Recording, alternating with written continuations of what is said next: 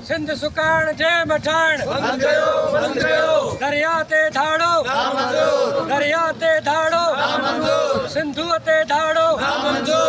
अस्सलाम वालेकुम नाज़रीन, ख़बर शामिल कयूं था झंडो मरी रिपोर्ट नौकाफ मरी।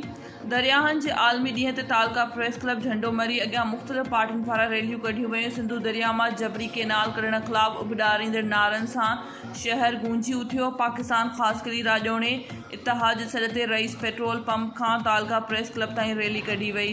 रैली खे ख़िताब कंदे पाकिस्तान ख़ासकली राजोणे इतिहाद जे अॻुवाण शामराद ख़ासकली, हाशिम ख़ासकली, खमीसो ख़ासकली, मोहम्मद बश ख़ासकली, इरशाद ख़ासकली, अकरम ऐं ॿियनि चयो त वफ़ाक़ी हुकूमत खे ॿुधाइणु चाहियूं था त असां सिंध वासी सिंधु दरिया जी मालिकी करे सघूं था। PP वारा वफ़ाक़ी हुकूमत खां ॾिजनि था जेकॾहिं PP सिंध जे MNAs खे सिंध सां हमदर्दी आहे त वज़ीर आज़म खे अलहदगी कनि।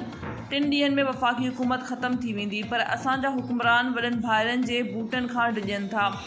असां उन्हनि खे ॿुधाइणु चाहियूं था त सिंध जे अमन पसंद अवाम खे मजबूर न कयो वञे। पाकिस्तान जे तहरीक जे एम सैयद कई पाकिस्तान ठाहियो, पाकिस्तान खे बूटनि वारो टोड़ियो। हाणे सिंध खे हिरासा करे सिंधु जो पाणी बंदि कयो पियो वञे जीअं सिंध बर्बाद थिए, पर असां बूटनि वारनि ऐं वफ़ाक़ी हुकूमत जे हामी सिंध जे वज़ीरनि खे ॿुधाइणु चाहियूं था त सिंध जा सपूत अञा ज़िंदा आहिनि। तव्हां सिंध में रही सिंध सां गद्दारी कंदो त सिंध धरती तव्हांखे बर्दाश्त न कंदी।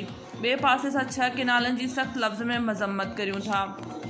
पाणी जेको फसुलनि जो टेम आहे उनखे ज़रात खे पाणी कोन पियो मिले, वरी जे 6 केनाल खुटजंदा, इहो सिंध सां ना इंसाफ़ी आहे, ज़ुल्म आहे। असीं इन ज़ुल्म जे ख़िलाफ़ ही पंहिंजो आवाज़ु उथारण आया आहियूं। असां पंहिंजे MN MP जेके मिनिस्टर चूंडियल आहिनि सूबे सिंध जा, बि कहिड़ी पार्टीअ सां वास्तो रखंदड़ आहिनि, उनखे असीं अपील था कयूं ख़ुदारा हीअ असांजो आवाज़ु असेंबली में तव्हां उथारियो।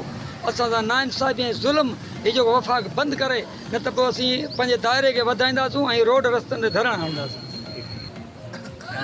बिस्मिल्लाहिर्रहमानिर्रहीम। हीअ अॼु असां जेको गॾु थिया आहियूं पाकिस्तान ख़ासकली राजोणी इतिहाद जी तरफ़ ऐं तालके झंडे मरी आवाम गॾु थिया आहियूं जेके सिंधु दरिया ते 6 केनाल कढिया पिया वञनि। असां सिर्फ़ु उन्हनि जी बिल्कुलु मुखालफ़त था कयूं ऐं असांजो इहो ई मुतालबो आहे वफ़ाक़ खां ऐं गवर्नमेंट सिंध खां त हीअ जेको सिंध असेंबली में करारदाद पास कनि त हीअ जेके 6 केनाल ठाहिया विया आहिनि सिंधु जे मथां, ही सिंध जी आवाम ऐं सिंधी ज़मीन सां नाइंसाफ़ी आहे, इहा बंदि कई वञे।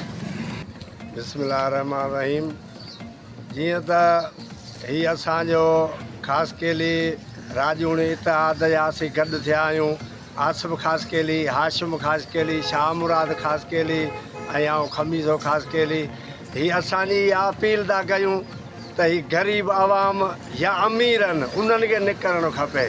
जो असांजा 6 केनाल निकिरनि पिया, ज़रूरी इहो सिंध जो पाणी पियो वञे त हीअ सिंध जे ई जावान सिंध जे ई आहिनि, सिंध जो पाणी पीअंदा।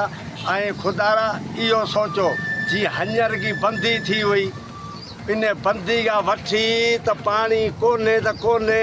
हींअर बि तव्हां हली ॾिसो जेके बि वाह आहिनि उन्हनि में पाणी कोन्हे।